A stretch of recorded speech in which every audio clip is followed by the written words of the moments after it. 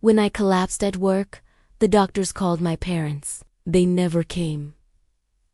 Instead, my sister tagged me. I woke up 3 days later in a hospital bed, chest on fire, for in my arm, machines humming like background noise. A nurse handed me my fully charged phone. No missed calls from mom. No worried texts from dad. The first notification at the top of the screen: "You've been tagged in a post." I tapped it open, still half dizzy. There it was. My whole family at the lake. Sunlight, food, everyone smiling around a picnic table. My mom holding her famous deviled eggs. My dad with a beer in his hand. My little sister Peyton throwing up a peace sign. And my older sister Marissa, full glam, front and center, with the caption, "Family Day without the drama." That line burned worse than the 4 in my arm. When I collapsed at work, I didn't comment. I didn't text. I just stared at the screen while the likes went up and thought, cool. I'm literally hooked up to machines, and somehow I'm the drama. Before I tell you how that one post ended my entire relationship with my family, drop your age and country in the comments. I'm 29, and this is the year I learned that being the responsible one is just code for the family ATM. If this already sounds messy, hit like and subscribe so you don't miss stories that make you double check who's really in your emergency contacts. Alright, let me rewind. The reliable one.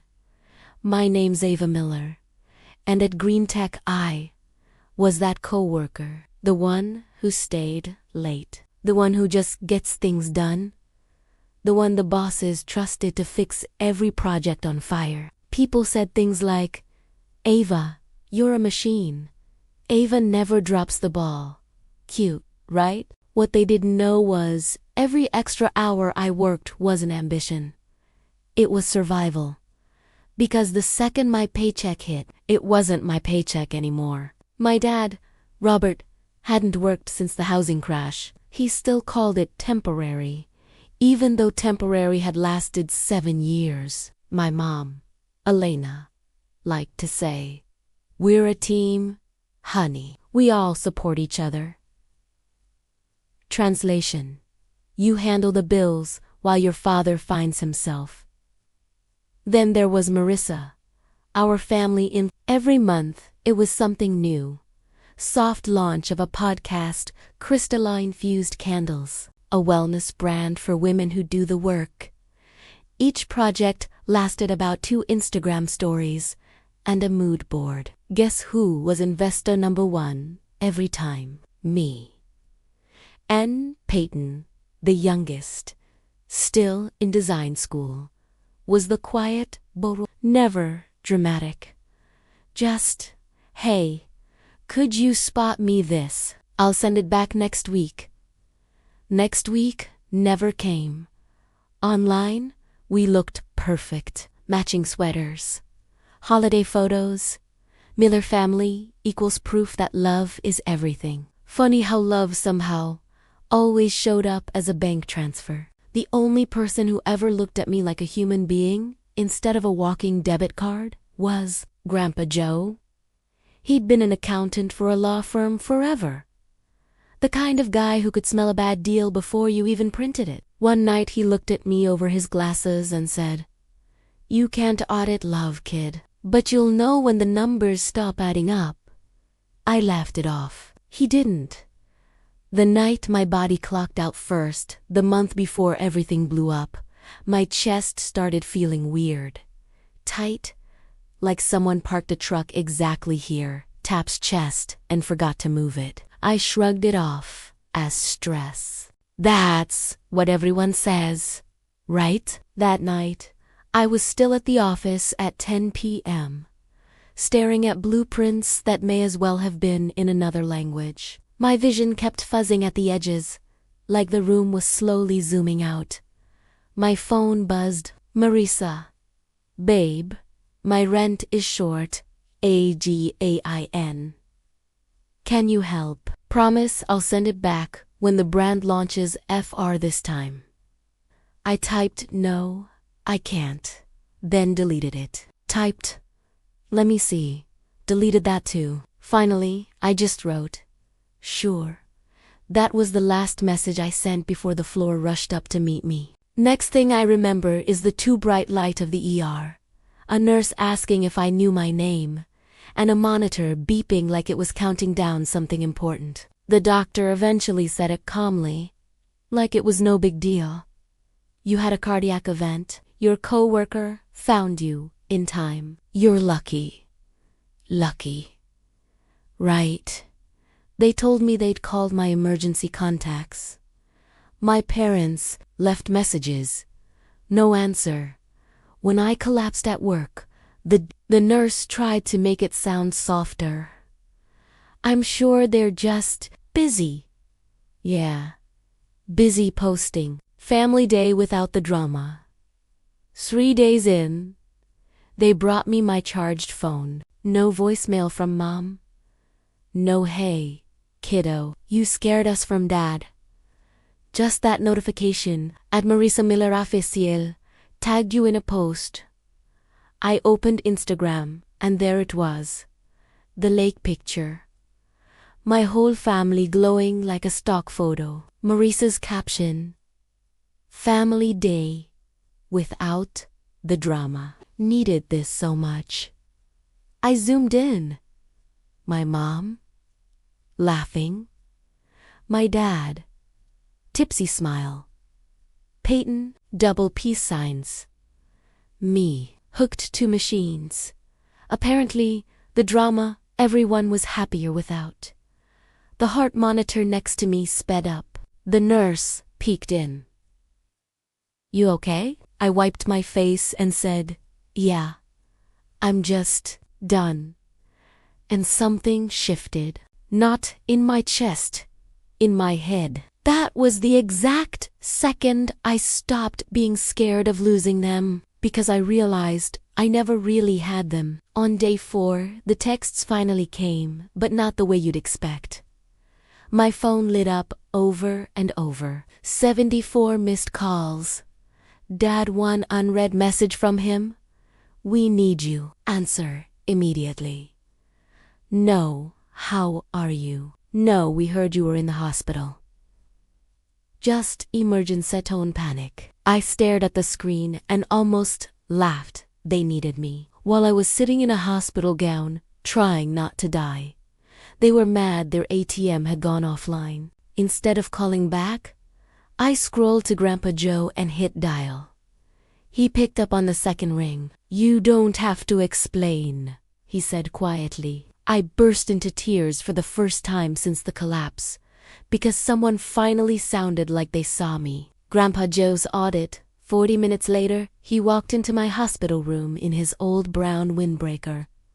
Eyes sharp as ever. He didn't do the dramatic hug. That's not him. He just sat down and checked the monitor. So, he said, they finally broke you. Guess so, I said. He nodded once, like he'd been expecting this plot twist. Then, he pulled out his tablet. Before you start cutting cords, we need to know where they all lead. We went through everything. My checking account auto-transfers, mom's car, insurance ID been paying, the utilities for their house still under my name, Marissa's temporary loan that never left Peyton's rent. Debit every first of the month, line after line after line. How did I let this happen? I whispered. He didn't sugarcoat it. You thought it was love. They thought it was obligation. Different math. That night, while the machines hummed, he built me a spreadsheet, every recurring payment, every joint line, a map out of the mess I had been funding. Tomorrow, he said, we start with the bank. Pulling the plug the next day, still in my hospital bed, I called the bank. The clerk recognized my voice immediately. That's how often I'd called to fix their problems. By lunch, Marissa's transfer? Cancelled. Peyton's rent autopay stopped. Mom's insurance draft removed. Any joint cards cut. Every click felt like taking one deep breath after another. By evening, the guilt hit, and right behind it, the group chat. Mom, we just heard you weren't feeling well. Why didn't you tell us? Peyton, I think this is all a misunderstanding. Can we just talk? I didn't answer. I just laid the phone face down and stared at the ceiling. Grandpa Joe folded his newspaper. Guilty yet? A little, I admitted. He nodded. That'll pass. Guilt is the tax good people pay before freedom. When their world started crumbling, I left the hospital 2 days later. Grandpa Joe drove me home to my tiny apartment that smelled like old takeout and freedom. We turned my dining table into a war room. He laid out statements, credit reports, loan letters. Every line told the same story. I hadn't just been helping. I was the entire safety net holding their fake, perfect life together. When I collapsed at work, the moment the money stopped, everything else started to fall apart. The calls doubled. My voicemail filled up with my mom's carefully calibrated voice. Ava, honey, we didn't know you were that sick. Your father's worried about the mortgage again. Worried, not sorry. Marissa's texts came in hot. They froze my account. If you don't fix this, I'll lose everything. I responded with one word. Good. Peyton tried the soft route. I don't agree with how they handled things. I'm not like them. Please don't punish me for their mistakes.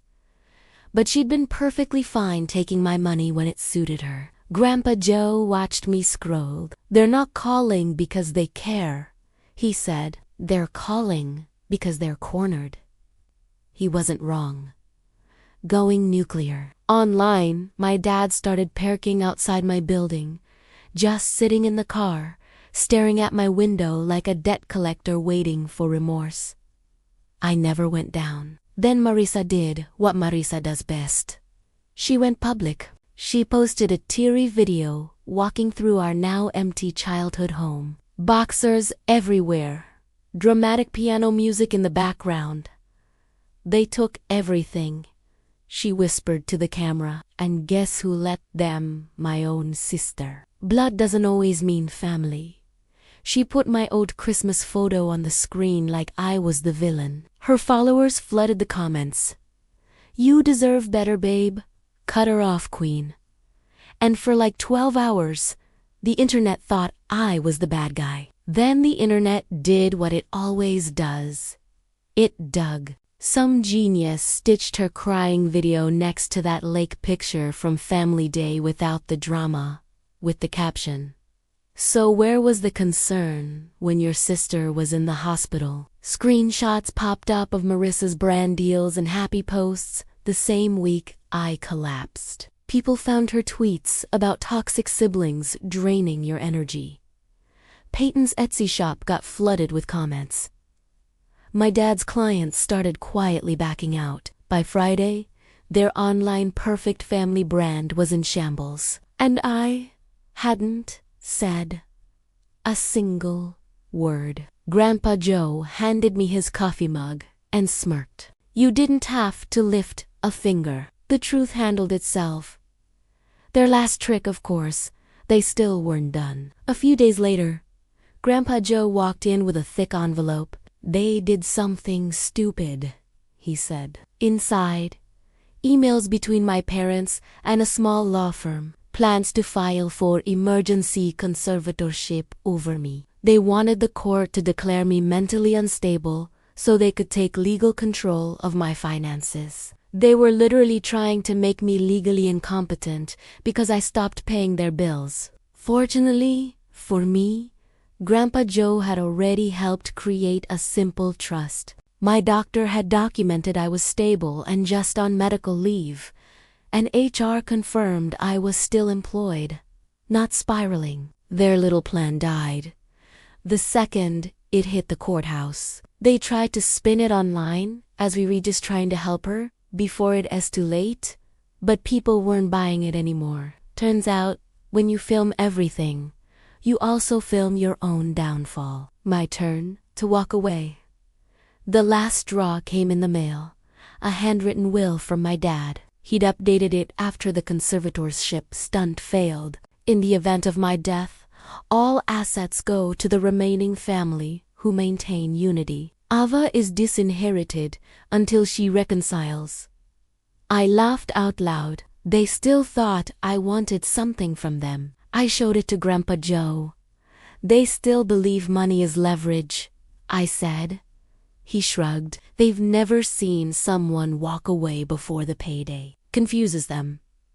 That week, I met with a lawyer and signed my own document, waiving any claim to their estate, requesting permanent no contact, locking everything down legally so they couldn't drag me into their mess. Again I mailed it off and felt lighter, choosing peace over performance. 2 weeks later, I packed one suitcase, my laptop, and a couple of real photos that still meant something to me. Grandpa Joe and I drove out toward Colorado to a small cabin near the mountains where the loudest thing at night is the wind. No more surprise knocks, no more 3 a.m. emergency transfers. No more guilt when my phone buzzes. I still work for Green Tech, but fewer hours now. No more badge of honor for being the exhausted one. Some nights I sit on the porch with coffee, watching the sky go dark, and think about that moment in the hospital. When I opened my phone and saw that my family had chosen likes over me. If they ever want to tell that story online, they can. They can cry, twist it, perform for the camera. I don't care. Because my story doesn't live on their feed anymore. It lives here, in my quiet, in my bank account, with only my name on it, in the fact that I can finally sleep without waiting for someone else's crisis. The peace didn't last long. 2 months after I cut them off, I got an email. Not a call, not a text. A cold, formal email from my sister, Marissa. Hey Ava, Mom's been in the hospital. She keeps asking for you. Please come. I almost laughed out loud. The same people who didn't bother showing up when I was hooked to an IV were suddenly begging for a visit. Karma doesn't always knock loud. Sometimes it whispers, your turn. Before I tell you how my family tried to pull me back into their chaos after cutting me off completely, drop in the comments. Would you go see them or stay ghosted for good? I'm 29, and this is the moment I realized peace costs more than blood. Hit like and subscribe if you've ever had to walk away from your own people just to stay sane. The emergency visit at the hospital was 15 minutes from my apartment. I didn't rush, didn't even put on makeup. Just grabbed my hoodie and keys. When I walked into the room, Mom was propped up in bed, scrolling her phone. Dad sat in the corner, pretending to read a magazine he couldn't afford anymore. The second Mom saw me, her eyes filled up. Ava, sweetheart, you came, she whispered, reaching out. I didn't take her hand. You told the world I was drama, I said quietly. Now suddenly I'm family again. Dad cleared his throat. That was a misunderstanding. You know how things get online. I laughed, a sharp, tired sound. Yeah, Dad. Things get online when your daughter collapses at work and you go boating instead. Marissa stood in the doorway, pretending to cry. Ava, we messed up. But Mom's sick. This isn't the time. Then why did you post about her hospital bracelet on your story? I shot back. Couldn't even call me, but you had time to use it for engagement. That shut her up. Mom sniffled. We lost followers after what you did. You mean after the truth came out? I asked. You didn't lose followers, Mom. You lost credibility.